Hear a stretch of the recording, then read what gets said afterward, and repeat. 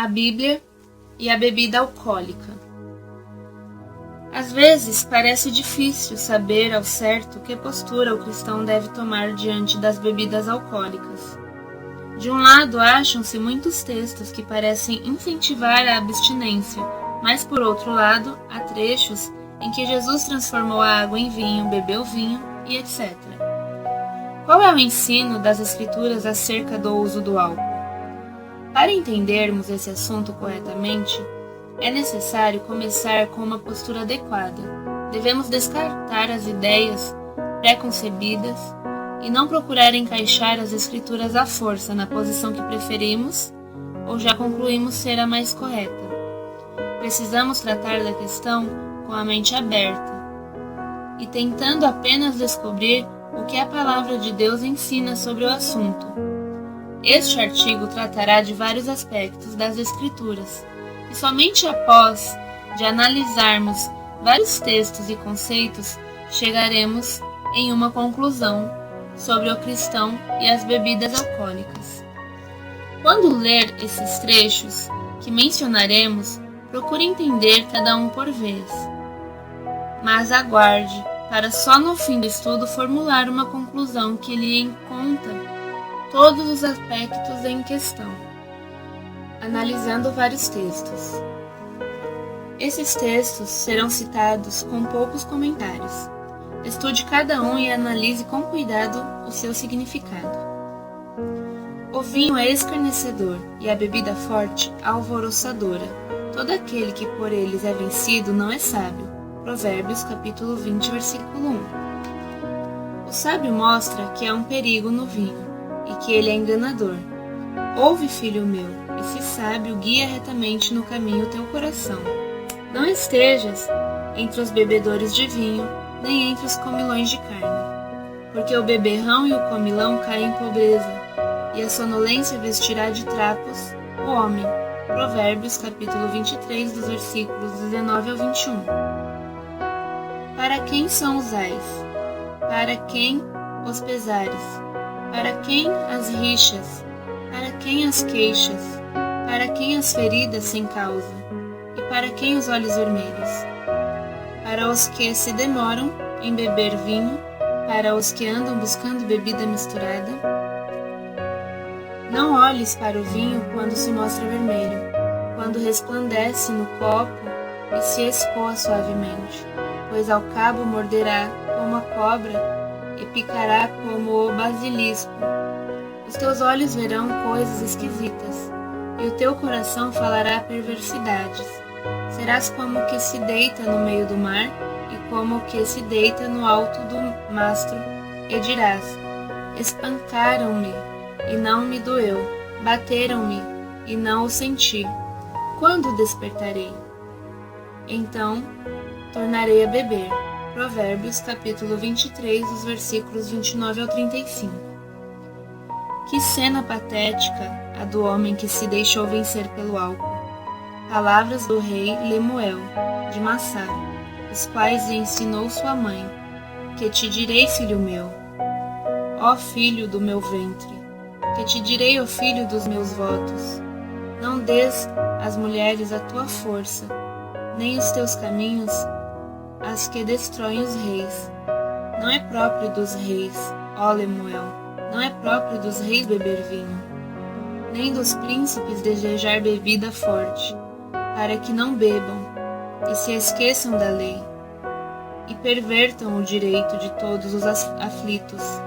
Dai bebida forte aos que perecem em vinho, aos amargurados de espírito, para que bebam e se esqueçam da sua pobreza e de suas fadigas, não se lembrem mais.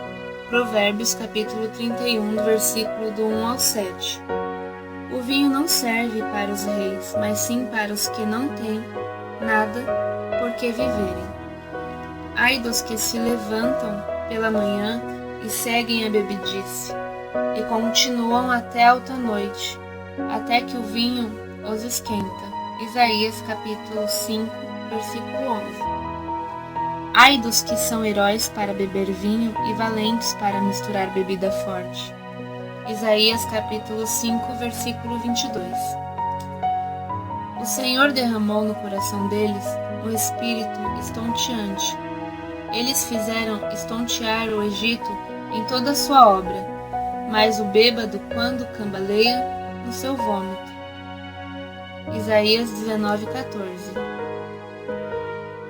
Mas também estes cambaleiam por causa do vinho, e não podem ter-se em pé, por causa da bebida forte. O sacerdote e o profeta cambaleiam por causa da bebida forte.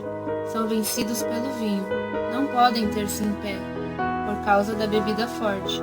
Erram na visão, tropeçam no juízo, porque todas as mesas estão cheias de vômito, e não há lugar sem imundícia. Isaías capítulo 28, versículos 7 a 8. Junto com a vergonha da embriaguez, as escrituras geralmente frisam o efeito causado sobre a mente. Quando sacerdotes, profetas e juízes bebem, eles desviam os homens de Deus. O texto a seguir ressalta o mesmo pensamento. A sensualidade, o vinho e o mosto tiram o entendimento. Oséias capítulo 4, versículo 11. Ai daquele que dá de beber ao seu companheiro, misturando a bebida o seu furor, e que o embebeda para lhe contemplar as vergonhas. Será farto e opróbrio, em vez de honra. Bebe tu também, e exibe a tua incircuncisão. Chegará a tua vez de tomares o cálice da mão direita do Senhor, e ignomínia cairá sobre a tua glória. Abacuque, capítulo 2, versículo 15 ao 16. Ou não sabeis que os injustos não herdarão o reino de Deus? Não vos enganeis, nem impuros, nem idólatras, nem adúlteros, nem efeminados, nem sodomitas, nem ladrões, nem avarentos, nem bêbados, nem maldizentes, nem roubadores herdarão o reino de Deus. 1 Coríntios 6, versículo 9 e 10. Ora, as obras da carne são conhecidas e são prostituição, impureza, lascívia, idolatria, feitiçarias, inimizades, porfias, ciúmes, iras, discórdias, dissensões, facções, invejas, bebedices, glutonarias e causas semelhantes a essas, a respeito das quais eu vos declaro, como já outrora vos preveni, que não herdarão o reino de Deus os que tais causas praticam. Gálatas, capítulo 5, versículos do 19 ao 21. Porque basta o tempo decorrido para terdes executado a vontade dos gentios, tendo andado em dissoluções, concupiscências, borracheiras, orgias, bebedices e em detestáveis idolatrias. Por isso, difamando-vos, estranham que não concorrais com eles ao mesmo excesso de devassidão. 1 Pedro capítulo 4, versículos do 3 ao 4. A embriaguez é um pecado, muitas vezes condenado. Analisando a história, a bebida forte tem um passado sórdido. O justo Noé caiu por causa do vinho. Bebendo do vinho, embriagou-se e se pôs nu dentro de sua tenda. Gênesis capítulo 9, versículo 21. Parece que a bebida alcoólica influencia a pessoa para fazer o que jamais faria se estivesse sóbria. Quando as filhas de Ló desejaram ter filhos do pai, elas o embriagaram e depois o procuraram. O álcool em si não estimulou a concepção, mas elas sabiam que Ló ficaria muito mais passível de cometer essa imoralidade se estivesse bêbado. Subiu Ló de Zoar e habitou no monte, ele e suas 2 filhas, porque receavam permanecer em Zoar. E habitou numa caverna, e com ele as 2 filhas. Então a primogênita disse à mais moça: Nosso pai está velho, e não há homem na terra que venha unir-se conosco, segundo o costume de toda a terra. Vem, façamo-lo beber vinho, deitemo-nos com ele, e conservemos a descendência de nosso pai. Naquela noite, pois, deram a beber vinho a seu pai, e entrando a primogênita se deitou com ele, sem que ele o notasse, nem quando ela se deitou, nem quando se levantou. No dia seguinte, disse a primogênita mais nova: Deitei-me ontem à noite com meu pai. Demos-lhe a beber vinho também esta noite. Entra e deita-te com ele, para que preservemos a descendência de nosso pai. De novo, pois deram aquela noite a beber vinho a seu pai, e entrando a mais nova, se deitou com ele, sem que ele notasse, nem quando ela se deitou, nem quando se levantou. E assim as duas filhas de Ló conceberam do próprio pai. Gênesis, capítulo 19, do versículo 30 ao 36. Absalão decidiu matar Amnon enquanto este bebia, talvez por crer que ele seria menos capaz de se defender se estivesse no estado um tanto inebriado. Absalão deu ordem aos seus moços, dizendo: Tomai sentido quando o coração de Amnon estiver alegre de vinho, e eu vos disser: feri a Amnon, então o matareis. Não temais, pois não sou eu quem vou-lo ordeno? Sedes forte e valente. 2 Samuel capítulo 13, versículo 28. Um dos pecados de Belsazar, na noite em que viu a mão na parede e em que seu reino foi tomado, foi o fato de estar bebendo. Beberam o vinho e deram louvores aos deuses de ouro, de prata, de bronze, de ferro, de madeira e de pedra. Daniel capítulo 5, versículo 4. Analisando a palavra vinho na Bíblia. O termo vinho na Bíblia tem vários significados. Nos textos acima, está claro que a palavra se refere à bebida alcoólica, mas em outras ocasiões significa suco de uva. Examine, por exemplo, Lucas capítulo 5, versículo 36 ao 38. Também lhes disse uma parábola: Ninguém tira um pedaço de veste nova e o põe em veste velha, pois rasgará a nova, e o remendo da nova não se ajustará à velha. E ninguém põe vinho novo em odres velhos, pois o vinho novo romperá os odres, entornar-se-á o vinho, e os odres se estragarão. Pelo contrário, vinho novo deve ser posto em odres novos. O vinho novo nesse texto diz respeito ao suco de uva fresco. A ideia é que quando o suco é posto nos odres, ele aumenta durante o processo de fermentação. Se colocado em odres velhos, que já estão esticados, estes se romperão. É um fato geralmente aceito, como mostra claramente esse texto, que o vinho na Bíblia nem sempre era alcoólico. Talvez as nossas palavras, beber e bebida, possam ser um bom exemplo da mesma duplicidade de sentido, dependendo do contexto. Beber pode certamente estar relacionado com bebidas alcoólicas ou apenas significar a ingestão de algum líquido qualquer. É muito importante lembrarmos desse sentido duplo da palavra vinho. Em João 2, Jesus transformou perto de 600 litros de água em vinho. Fez isso depois que os convidados da festa beberam fartamente. Jesus fez vinho, suco de uva ou vinho alcoólico? Lembre-se que as duas coisas são possíveis, tendo em vista a própria definição do termo vinho. Mas há duas considerações que nos levam a crer firmemente que se tratava de suco, e não de bebida alcoólica. Em primeiro lugar, Jesus o fez na hora. No primeiro momento em que o vinho daquela época era produzido, ele era suco. Somente após um processo de envelhecimento e de fermentação é que se tornava alcoólico. Em segundo lugar, o que é mais importante, se Jesus tivesse feito vinho alcoólico, ele teria estado incentivando a embriaguez. A questão aqui não é 1 ou 2 copos de vinho. Essas pessoas, após já terem bebido muito, receberam mais umas centenas de litros. Jesus jamais incentivou os pecados do homem, tampouco contribuiu para eles. Portanto, parece claro que esse vinho era do tipo não alcoólico. É também útil entender algumas coisas sobre os vinhos alcoólicos das terras bíblicas. Naquela época só havia fermentação natural.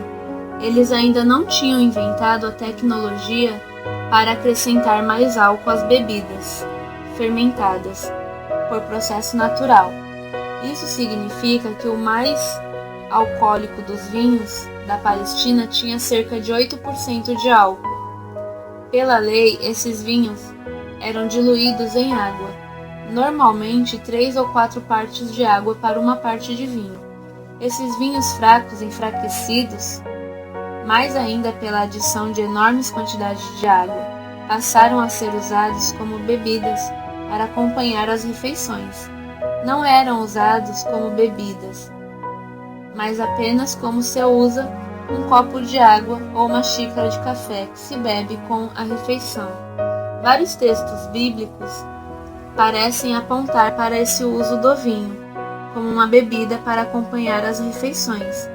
Observe 1 Timóteo capítulo 3, versículo 3 e 8, Tito capítulo 1, 7, Mateus capítulo 11, versículo 18 e 19.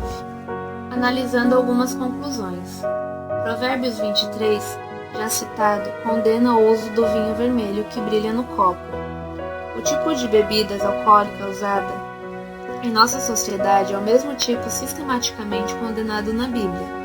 Jamais fiquei sabendo de alguém que tomasse um pequeno copo de vinho fraco, diluído na proporção 4:1 de água, como acompanhamento de uma refeição.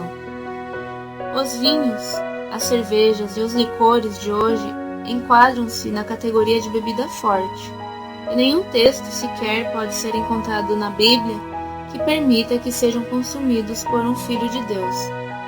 Paulo estimulou a Timóteo de modo especial para que tomasse um pouco de vinho por questões de saúde. 1 Timóteo capítulo 5, versículo 23. Às vezes, se usa esse texto para mostrar que é possível beber, mas de fato, o que ele faz é justamente o oposto. Se Timóteo tivesse tido o hábito de beber uma cerveja aqui e ali, por que precisou que Paulo lhe desse uma permissão especial para usar um pouco de vinho como remédio? Esse texto nos leva à conclusão de que o uso de álcool pelo cristão deve ser uma exceção, não uma regra. Muitos remédios de nossos dias contêm álcool ou outras drogas intoxicantes. O discípulo de Cristo deve ser muito cuidadoso com eles e usá-lo apenas com muita moderação. O fato de que uma exceção precisou ser dada para permitir o uso de remédios com teor alcoólico sugere que é errado beber por prazer. O servo de Cristo deve sempre analisar o efeito dos seus atos sobre o próximo. É bom não comer carne, nem beber vinho, nem fazer qualquer outra coisa com que teu irmão venha a tropeçar. Romanos capítulo 14, versículo 21. Mesmo que o cristão pudesse beber moderadamente, de qualquer modo, esse texto ainda o estaria proibindo na maioria dos casos. A bebida alcoólica leva tantos cristãos a cair que aqueles que tentam ajudar o seu irmão a não tropeçar certamente não lhe dará o exemplo bebendo diante dele. A Bíblia sistematicamente exige que sejamos sóbrios.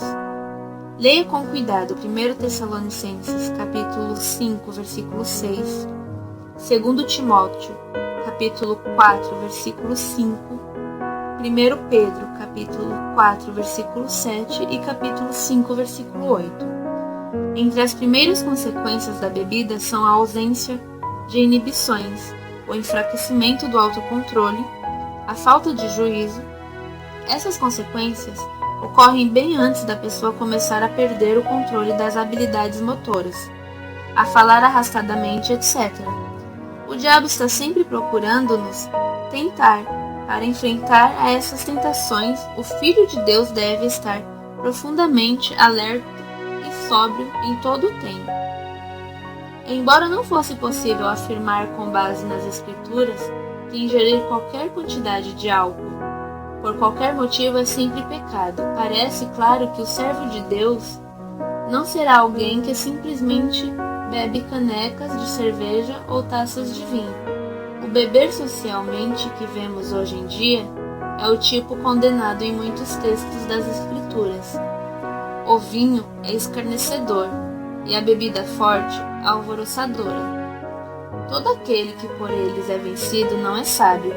Provérbios capítulo 20, versículo 1. Amém. Graças a Deus.